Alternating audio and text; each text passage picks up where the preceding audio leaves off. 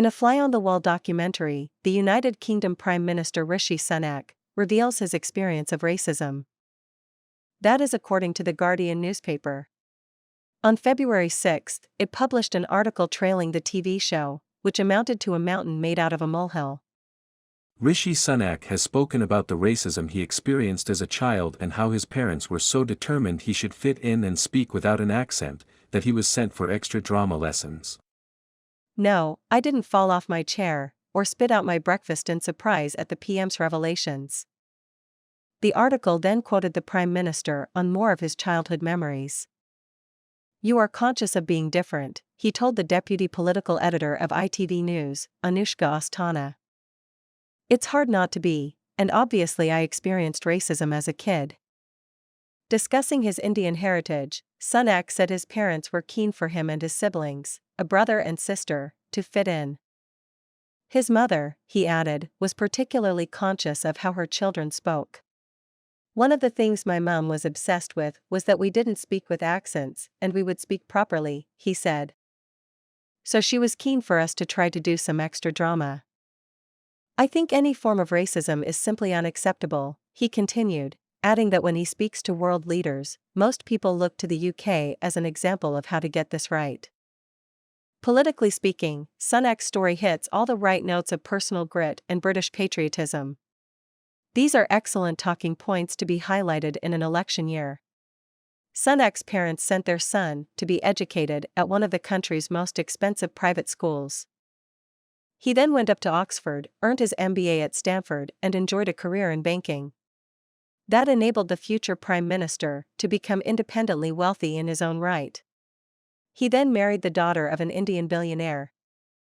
With this kind of story arc, Sunak's confession about the racism he suffered growing up on the south coast of England in the last 2 decades of the 20th century doesn't feel like a foundational experience. That may be unfair. Perhaps, Sunak still carries the wounds from the insults he and his family received, but it may be that the man accused so often, and by so many of being out of touch, may see racism, the touchstone of identity politics, as a way to connect with voters. Nevertheless, the Prime Minister's story deserves closer attention, particularly the actions of his mother when confronted by the specter of English racism. As the Prime Minister reveals, she was determined that her children would fit in and sent her sons to drama class so that they would speak in the way of English gentlemen. Fitting in was the primary goal of Sunak's immigrant parents. They understood that power compels obedience and uniformity and adapted themselves accordingly. They had no time for the politics of challenge and defiance and didn't seem to be preoccupied with how their son's Afro-Indian identity would be affected. Was it the Sunak parents' immigrant mindset to see the success of their children's lives through the lens of academic attainment and professional responsibility? Did they pursue both, on behalf of their offspring, with one-eyed determination? Rishi Sunak was enrolled in an elite school where he would mix with the scions of the British ruling class. The young Sunak faced some teasing about his immigrant parents and his modest background, but over time, his parents reasoned, Rishi would overcome such childishness with his resilience, positivity, and fierce desire to be included, and thus he would benefit from a lifetime of useful social connections.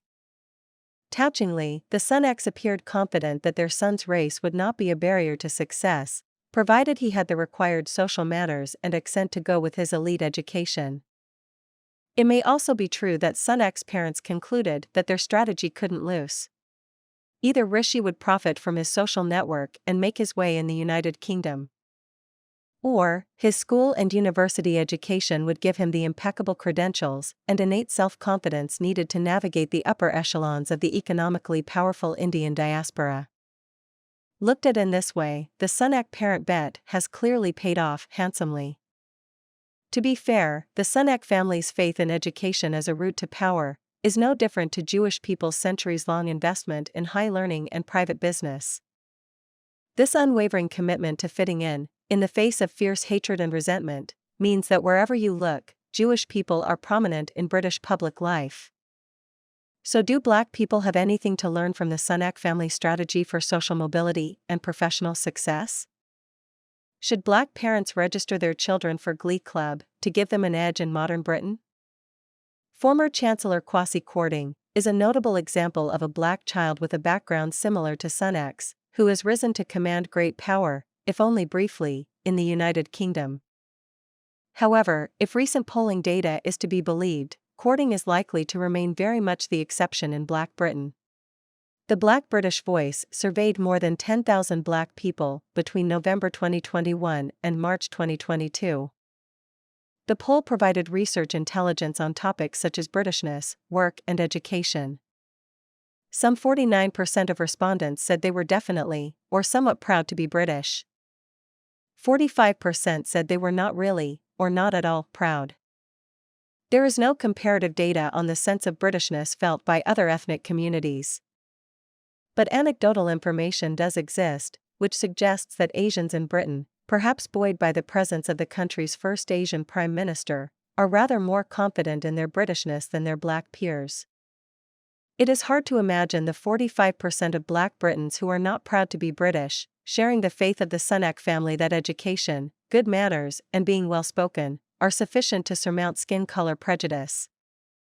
In all likelihood, there would be a strong correlation between the 45% of poll respondents who are not proud to be British and those black people who would agree that they do not fit in Britain.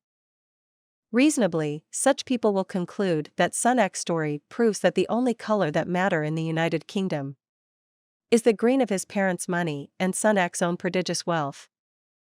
Look at what Mr. and Mrs. Sunak had to do to put their son in a position where his race would not speak for him. It costs £37,000 a year currently to send a child to Winchester. Keeping Rishi at such a prestigious private school surely placed an immense burden on the family's finances. How many Black Britons, or indeed others within the UK's Asian communities, could afford such exorbitant school fees? Discontented Black Britons might also add that Asians and Blacks do not share the same racial histories. For centuries, Asians have been positioned deliberately above Blacks in the white racial hierarchy, and their relative success now is an indicator of just how much the past still influences the present. There will be many Black Britons who believe that Sunak's example is being used to infer that Black people and Black culture are the causes of Black people's problems in the United Kingdom. They are suspicious of Sunak-style cooperation with whites, which to them looks too much like assimilation or racial abasement. But for all these protests, it would be wrong to deny that since the late 1960s, Black people have been hypnotized by the diagnoses of our problems rather than the application of remedies and solutions. The great Malcolm X suggested Black people could be marked out as either field or house Negroes. Amazingly, this childish binary choice still has purchased 60 years later. In a world where Blackness is so often in the eye of the beholder and can be a talent, an identity, and a physical trait, acting white is a fast car to social ostracism, particularly among younger Black people. No other community discusses, with as much seriousness, the dating preferences of its own people. Where, for example, is the Asian Dr. Umar Johnson? Does such a person even exist? If one does, is he or she lionized on social media when objecting to the right of free citizens to love whomever they choose? Johnson and many others claim to know how to fix Black people, but they have no real answers to give when the question is asked why there are so few legitimate Black businesses which could provide some employment opportunities to Black youth. Instead, arcane theoretical disputes over economic philosophy persist. The towering Kwame Ture's commitment to scientific socialism still influences Black intellectual opinion nearly 30 years after his death. How is this even possible? What does controlling the means of production, distribution, and exchange mean to Western Black people who have no lands of their own, no means of legitimate self-defense, and who cannot feed, clothe, or employ their own? Worse, the allure of therapeutic alienation, our immense self-loathing, our murderous internecine conflicts, our obsession with past grievances, our self-defeating authenticity tests, and our disastrous romancing of some of the worst elements in our own communities, have turned Black people into a nation of hormonal adolescents, with little sense of direction or purpose. To this point, here are some extracts from a Guardian newspaper article, published under the headline, "The Myth of Gold Chains and No Brains." I am in my 40s, yet I have a job, a family, and I have never been imprisoned. In today's world, that means that I probably can't be black.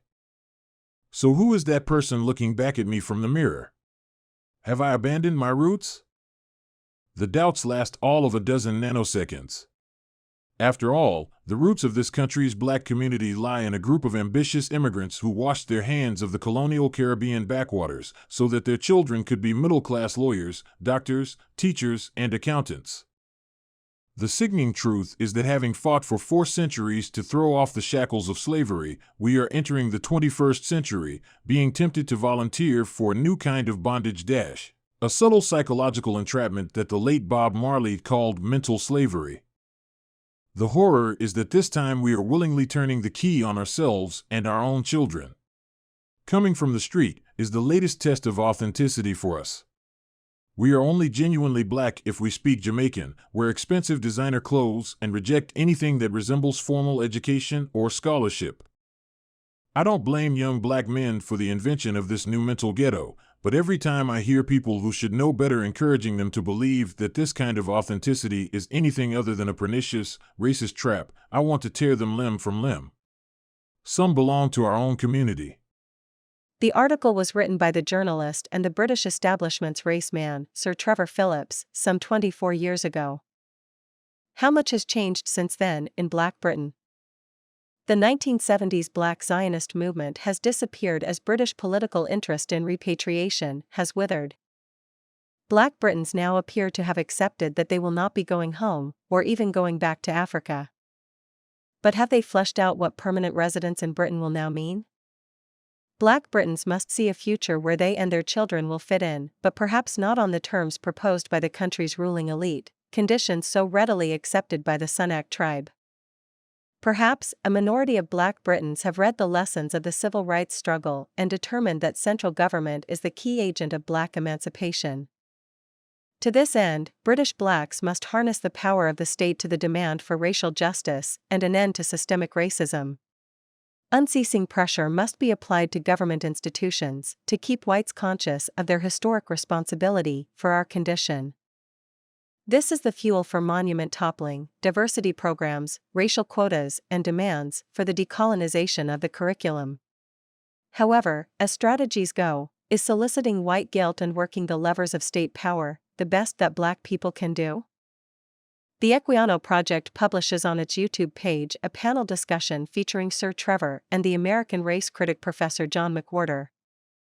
The speakers urge Black people towards a new approach to racial policy and an end to the victimization mentality. As Sir Trevor says, we gotta have a plan. In this reassessment, a cocktail of incoherent racial hectoring, urban lawlessness, and widespread anti-intellectualism is highly inconvenient to the building of interracial coalitions of good faith, or constructive efforts to keep whites interested in Black concerns. And there's more. Trusting in the state to effect social change may have worked for a short period, but voters have shown a reluctance to support the type of economic redistribution that would benefit Black people. In 2021, a UK government inquiry entitled "The Report of the Commission on Race and Ethnic Disparities" presented a new race agenda for the country which is claimed to be relevant to people from all backgrounds. In its conclusions, the report states the following. Rather than just highlighting minority disparities and demanding the government takes action, we have tried to understand why they exist in the first place. That has meant some challenging conversations about today's complex reality of ethnic advantage and disadvantage, a reality no longer captured by the old idea of Black and ethnic minorities versus white Britain. Just these few paragraphs alone were sufficient to sound the alarm for those who fear that once again, Black people were responsible for their situation and not white supremacy. Many Black Britons were aghast to see the ground shifting beneath them, but the report was only the latest in a series of red flags, showing that as far as race relations are concerned, the Black position of near-permanent dissatisfaction no longer carries the weight it once did. If some 45% of Black Britons are not proud to be British and a sizable proportion struggle to fit in, then it is their fault. They are not trying hard enough, and Britain's Asian success story proves it. That is the emerging official view on both sides of the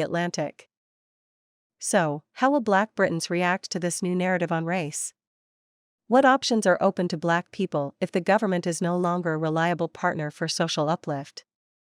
Are comparisons between Black and Asian communities legitimate, or do they serve the interests of white supremacy? These are questions for another podcast. Please like and share this episode. And whilst you are here, please subscribe to the channel to receive all of our videos and podcasts as soon as they are released.